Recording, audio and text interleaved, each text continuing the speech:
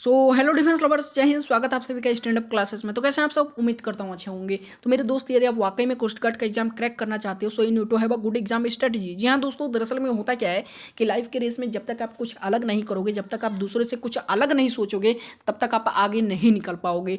तो बिल्कुल यही स्ट्रेटजी आपको अपने एग्जाम्स में भी अपनानी है। आप खुद सोचो कि यदि टोटल नंबर ऑफ वैकेंसीज 100 हैं और 100 वैकेंसीज के लिए 2 लाख लोगों ने फॉर्म डाल रखा है, तो आपको इतना तो सोचना पड़ेगा कि जब तक मैं इन 2 लाख लोगों से कुछ अलग नहीं करूंगा, कुछ हट के नहीं करूंगा, तब तक मैं इन 100 लोगों में अपनी एक जगह नहीं बना पाऊंगा। ठीक है?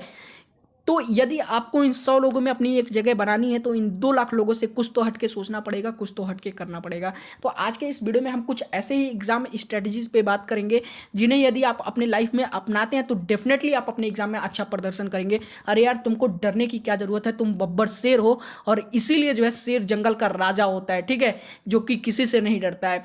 तो अपने माँ से बोल दो कि माँ, तेरे हर एक आंसू को मोती सा बनाऊंगा। माँ, तू सपने बड़े देखना, पूरे करके मैं दिखाऊंगा।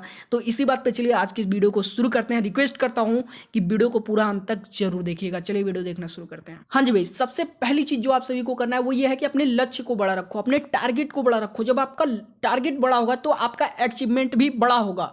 देखिए होता क्या है ना, मैंने काफी लोग को कहते सुना है कि सर ये बताइए कि यदि 30 नंबर कट ऑफ जाता है, तो यदि मैं 35 ला दूं तो मेरा सिलेक्शन हो जाएगा। क्या है यार ये? आप जो है कट ऑफ देख के तैयारी करोगे तो कभी नहीं कर पाओगे भाई मेरे, कभी सिलेक्शन नहीं मिलेगा। आप ये सोचिए, किसी भी एग्जाम में जब आप बैठ रहे हैं, ये सोचिए कि ये एग्जाम पहली बार हो रहा है, इसका नया कट ऑफ बनेगा, तभी आपका सिलेक्शन हो पाएगा। देखिए किसी ने सही कहा है कि जैसी सोच होगी वैसा ही प्रगति होगा। तो यदि 60 नंबर का पेपर है तो आपको ये सोच करके चलना पड़ेगा, ये सोच बना के चलना पड़ेगा कि मुझे 60 में 60 लेके आना है। तो जब आपका लक्ष्य बड़ा होगा तो आपको हासिल भी बड़ी चीजें होंगी। तो यदि आप 60 में 60 की तैयारी करेंगे तो 60 नहीं आएगा तो 55 तो आएगा ही आएगा।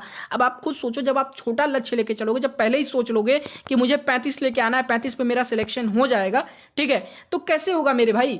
जब आप 35 की तैयारी करोगे तो 35 की जगह 25 आएगा। क्योंकि अभी देखिए यही चीज जो है सोच करके कुछ बच्चे तैयारी किए थे एयरफोर्स के एग्जाम में कि एक्स ग्रुप का कट ऑफ हर बार 28 जा रहा है, तो हो सकता है मेरा सिलेक्शन हो जाएगा। मैं 28 की जगह अगर 35 लेके आता हूं तो मेरा सिलेक्शन तो डेफिनेटली हो जाएगा। और इस बार देखिए पेपर इजी बना तो सीधे कट ऑफ जो है 43 चला गया, फर्स्ट कट ऑफ जो था। ठीक है? तो यही सारी चीजें होती हैं। तो जब तक आपका लक्ष्य बड़ा नहीं होगा तब तक आपको चीजें बड़ी हासिल नहीं होंगी। दूसरा जो सबसे इंपॉर्टेंट चीज है, ध्यान दीजिएगा कि यदि आपके उस सिलेबस में जिसका आप एग्जाम देने जा रहे हैं, यदि 4 सब्जेक्ट है, तो सबसे पहले ये फाइंड करिए कि आपका सबसे कमजोर सब्जेक्ट कौन सा है। ठीक है? अक्सर लोग होता क्या, देखिए जो चीज लोगों को पसंद होता है, अपना सबसे ज्यादा टाइम लोग उसी पे देते हैं। ये चीज गलत है। जो आपकी सबसे कमजोर चीज है, आप उस पर पहल कीजिए, उस पर जो है काम कीजिए, तभी आप जो है सक्सेस होंगे। अब आप सोचिए, आपको जीके पढ़ना पसंद है, ठीक है, आपका जीके पहले से तैयार है, 5 नंबर का कोस्ट गार्ड में जीके आता है, कुछ नहीं है यार। ठीक है? और वहीं जो है 20 नंबर का मैथ आता है, तो आप मैथ की तैयारी नहीं करेंगे। यदि आपका मैथ कमजोर है फिर भी आप सोचेंगे अरे यार हो जाएगा हो जाएगा, कब होगा? ठीक है? क्योंकि ये जो हो जाएगा ना, ये कभी नहीं आता है। हो जाएगा वाला समय कभी नहीं आता भाई मेरे। आज पहल करो, आज से तैयारी शुरू करो। तो देखो, सबसे पहले आप अपने उन सब्जेक्ट्स को चूज करो। देखो सबसे इंपॉर्टेंट चीज क्या है ना कोस्ट गार्ड में, सबसे पहला मैथ है और दूसरा रीजनिंग है। ठीक है? इंग्लिश तो कुछ नहीं है यार। इंग्लिश जो है अगर आप लास्ट के 15 दिन भी तैयार कर लोगे तो आपकी इंग्लिश तैयार हो जाएगी। सबसे इंपॉर्टेंट चीज क्या है, आपके जो है डीबी और जीडी का जो सबसे पहला एग्जाम होता है, उसमें सबसे इंपॉर्टेंट चीज है आपका मैथ और रीजनिंग। अगर ये 2 चीज आप जो है क्वालिफाई कर लिए तो आप जो है आसानी से जीके, साइंस और जो है इंग्लिश क्वालिफाई कर लेंगे। क्योंकि साइंस नॉर्मल आता है, जो आप जो है थ्योरी बेस्ड साइंस होते हैं, जो आप पढ़े हुए हैं वो कर लेंगे। जीके मैं आपको डेली करा रहा हूं, वहां से आप जीके डेली कर लेंगे। ठीक है? इंग्लिश कुछ नहीं है। लास्ट टाइम में यदि 15 दिन आप देखिए, इंग्लिश का मैं वोकैबुलरी सेक्शन अभी आपको तैयार करने का तरीका बताऊंगा कैसे करना है। इंग्लिश यदि आप लास्ट के 15 दिन भी पढ़ लेंगे तो हो जाएगा। क्योंकि एक बार जब आपके दिमाग में रूल्स बैठ गया ना, तो उसके अकॉर्डिंग आप इंग्लिश कर लेंगे। ठीक है? लेकिन ये जो मैथ होता है ना, ये मैथ और रीजनिंग जो है ये स्कोरिंग वाला सब्जेक्ट है, मार्क्स स्कोरिंग सब्जेक्ट है। क्योंकि जब आप एक बार फार्मूला पढ़ लेंगे, उसके बेसिस पे जब आप जो है क्वेश्चन सॉल्व करेंगे तो उसका जो आंसर आएगा वो गलत नहीं होगा। लेकिन यदि आप जीके पढ़ रहे हैं तो आपको कंफ्यूजन बना होता है कि ये सही होगा कि ये सही होगा, क्योंकि वो चीजें समय समय पे बदलती रहती हैं करंट अफेयर्स में। ठीक है? लेकिन मैथ में आप जब आप फार्मूला अप्लाई करके क्वेश्चन सॉल्व करेंगे तो आंसर आएगा, तो वो बिल्कुल सही होगा। इसलिए कहते हैं कि मैथ और जो रीजनिंग है ना, ये स्कोरिंग सब्जेक्ट है। यदि आप यहाँ मेहनत कर लिए तो आपका एग्जाम डेफिनेटली जो है क्वालिफाई हो जाएगा। तो देखिए सबसे पहली चीज़ आपको करना क्या है, जो आपका सबसे बेहतरीन सब्जेक्ट है, जिसमें आप बेहतर हैं, जिसमें आप बेहतर कर रहे हैं, उसको कम समय दीजिए। जैसे मान लीजिए यदि आपका जीके बढ़िया है, इंग्लिश बढ़िया है, साइंस बढ़िया है, तो इन तीनों को आधे आधे घंटे, एक एक घंटे बस डेली समय दीजिए। लेकिन यदि आपका मैथ कमजोर है तो उस पर आप 1 घंटे की जगह 2 घंटे समय दीजिए। देखिए होता क्या है ना कि जिस चीज़ से आप डर के भागेंगे भाई ना, वही चीज़ सबसे ज़्यादा पीछा करती है, ठीक है, और वही सबसे ज़्यादा परेशान भी करती है।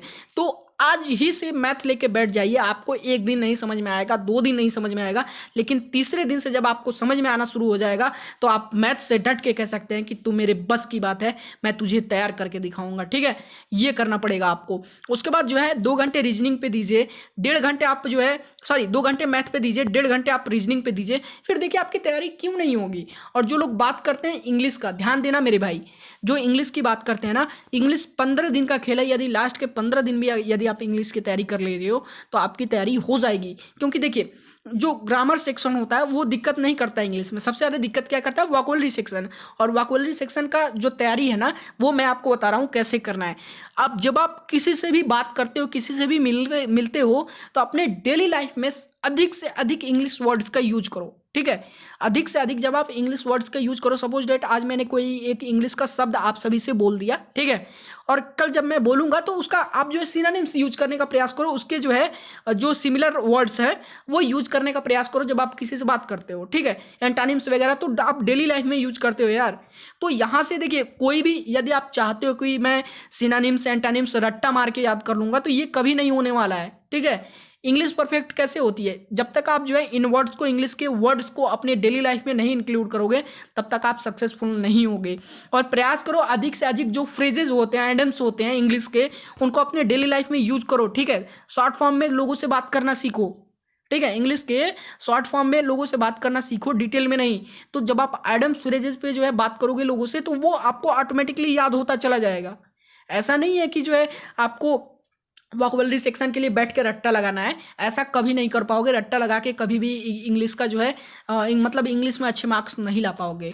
तो यही सारी चीज़ें हैं। अब देखो एग्जाम स्ट्रेटजी में सबसे इंपॉर्टेंट चीज़ क्या होता है, ध्यान देना जो मैं आपको बता रहा हूँ। एग्जाम स्ट्रेटजी में सबसे इंपॉर्टेंट चीज़ होता है कि टाइम मैनेजमेंट, ठीक है।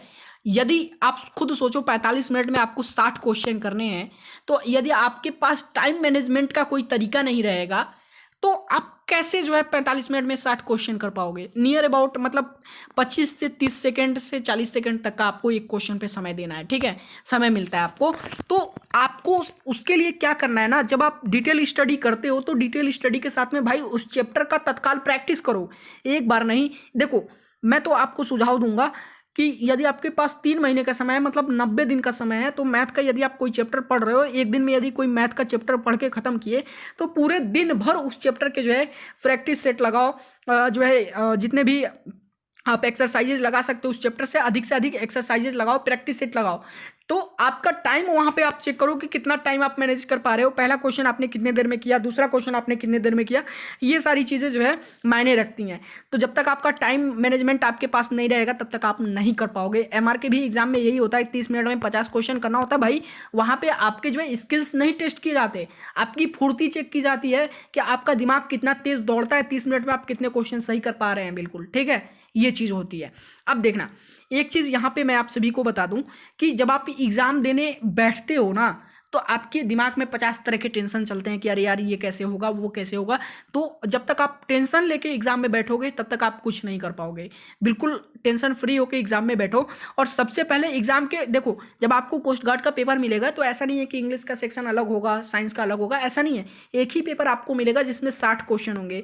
तो सबसे पहले आप उस सेक्शन को ढूंढो जो आपका सबसे बेहतरीन है, जिसमें आप सबसे बेहतर कर सकते हैं, जिसकी तैयारी आपकी सबसे बेहतर है, तो उस सेक्शन करो। और जो सबसे वीकर सेक्शन है, जिसमें आप सबसे कमजोर हो, उस सेक्शन को सबसे लास्ट में करो। क्योंकि जब आप सबसे वीकर सेक्शन को ही पहले करोगे तो भाई पहले ही आपका जो है टाइम चला जाएगा, ठीक है, मार्क्स चले जाएंगे, सब कुछ चला जाएगा। तो ये सारी चीज़ें आपको ध्यान में रखनी होंगी। तो सबसे असली चीज़ क्या है ना कि जब तक आपका लक्ष्य बड़ा नहीं रहेगा तब तक आप कुछ भी बड़ा नहीं कर पाओगे। लक्ष्य बड़ा रहेगा तो आपकी तैयारी भी आपके लक्ष्य के अकॉर्डिंग ही होगी। और टाइम मैनेजमेंट करने के लिए मैं आपको बताता हूँ, देखिए मैं जो डेली जीके का क्लासेस आपको करा रहा हूँ, यदि आपने ध्यान से देख लिया, मैं आपसे वादा करता हूं कि जीके में आपका एक नंबर भी कम नहीं होने दूंगा। बस मेरी क्लासेस डेली देखिए, ठीक है। पढ़ाना छोड़ दूंगा यदि जो है यहाँ से क्वेश्चन नहीं आए आपके एग्जाम में, जो जीके और साइंस में करा रहा हूँ। और यदि प्रैक्टिस की बात आती है तो थोड़ा नीचे आ जाइए, यहाँ पे देख लीजिए कोस्ट गार्ड के लिए जो है टेस्ट सीरीज लॉन्च कर दी गई है परीक्षा ऐप पे। तो यहाँ पे 15 टेस्ट सीरीज आपकी डीवी के लिए लॉन्च की गई हैं और 15 जीडी के लिए, और बेस्ट है। मैंने खुद इन टेस्ट सीरीज को चेक किया है। तो आप डिटेल स्टडी करिए, फिर जाकर के इन टेस्ट सीरीज को लगाइए, अपना टाइम मैनेजमेंट करना सीखिए, ठीक है। जब तक आप प्रैक्टिस नहीं करेंगे तब तक आप कुछ नहीं कर पाएंगे। तो अभी वीडियो के डिस्क्रिप्शन में लिंक है, आप जाइए कोस्ट गार्ड के जो है इन टेस्ट सीरीज को बाई करिए, उनको सॉल्व करके देखिए, ठीक है, कि आप कितना बेहतर कर पा रहे हैं। और एक चीज मैं आपको बता दूं, वहां पे stand up 50 coupon code use कर लीजिएगा, 50% का डिस्काउंट आपको मिल जाएगा। सिर्फ 140 रुपए में आपको ये 15 प्रैक्टिस सेट मिल जाएगा, ठीक है। तो स्टैंड अप कूपन कोड जो है stand up 50 coupon code use करना बिल्कुल मत भूलिएगा। तो यदि आपको एग्जाम में बेहतर करना है तो जो कुछ भी मैंने आप सभी को बताया इस पे अमल करना पड़ेगा, इन स्ट्रेटजी पे काम करना पड़ेगा, तभी आप बेहतर कर पाएंगे। सो फाइनली आज के वीडियो में बस इतना ही। अगर वीडियो पसंद आया तो वीडियो को लाइक कर दीजिए, चैनल पर नए हैं तो चैनल को सब्सक्राइब कर लीजिए। चलिए फिर मिलता है नेक्स्ट वीडियो में, तब तक के लिए धन्यवाद।